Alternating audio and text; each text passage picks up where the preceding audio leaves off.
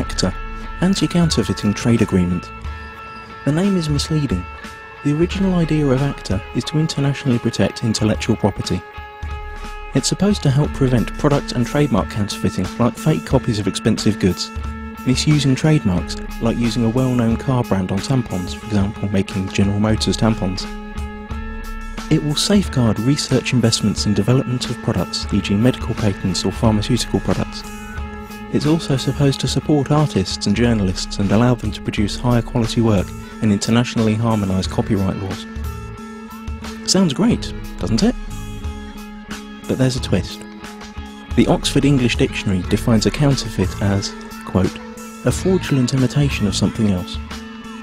But when a file is copied on the internet, it is exactly the same as the original, not an imitation, and it is not stolen since the original is not removed. The information is simply being shared free of charge, so counterfeiting has nothing to do with it. Let us explain. Intellectual property is never really defined within ACTA. It could mean trademarks, or it could mean any idea or information which later could be copyrighted, restricted and criminalised. This will have a tremendous effect on the internet as we know it. The actual ACTA text covers a huge range of topics and is very complex and hard to grasp, so we will explain what happens on the internet in a hypothetical real-world analogy. Imagine paying for a cookery course. During this course you learn how to cook some really tasty fried chicken. Then you return home and teach the recipe to your wife. But here's the catch. According to ACTA, you are now both criminals since you shared that information for free when only you had paid to learn it. The ACTA regulations are clear. When you're suspected of sharing copyrighted information, depending on the country you live in, then your access to any kind of courses will be blocked, you will be fined or sent directly to prison. But surely no one would find out that you'd shared the knowledge of the secret fried chicken in private at home? And you're right. Under current law, no one would. But ACTA deals with this through excessive surveillance. All your communication will be monitored, and not only yours. Your family, your friends will all be observed, just in case. But you don't need privacy, civil rights or liberties, because you have nothing to hide, do you?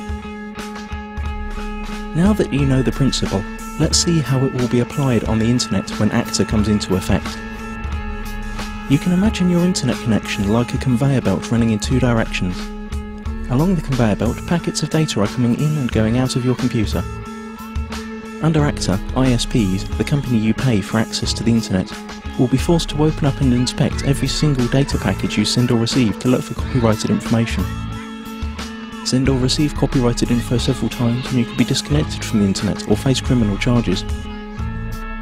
That means if you send an MP3 to your friend through an instant messenger, upload a video of a party which played copyrighted music, or quote a copyrighted newspaper article in an email, you're gone.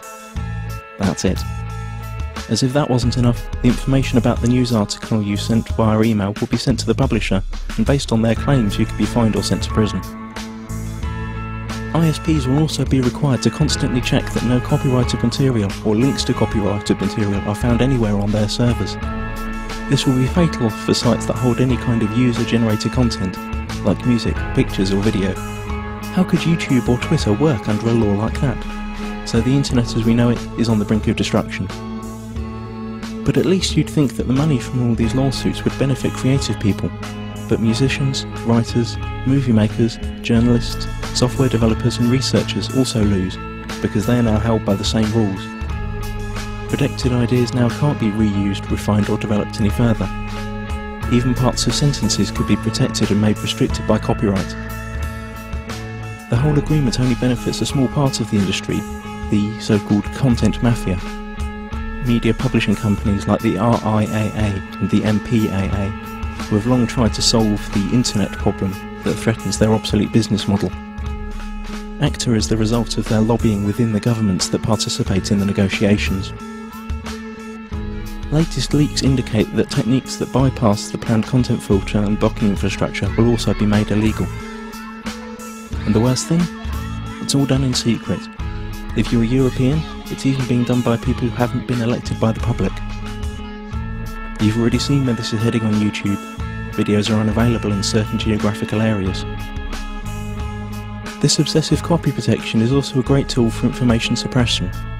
Once all the internet filters and blocking techniques are in place, virtually all information tagged as copyright could be suppressed. Maybe your critical blog or Twitter account, or the video you made about rigged elections and environmental catastrophes, or even the pictures of your kittens. Okay, maybe not your kittens. Not unless you painted a Coca-Cola logo onto their fur.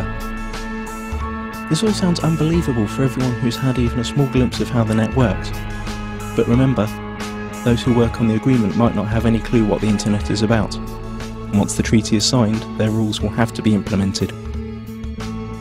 The consequences we have to deal with are internet censorship, restricted freedom of speech, loss of net neutrality due to the restrictions of the use of certain protocols, total surveillance of all your online activities, loss of freedoms and restriction of civil rights, punishment like losing your internet access, and we will gain nothing.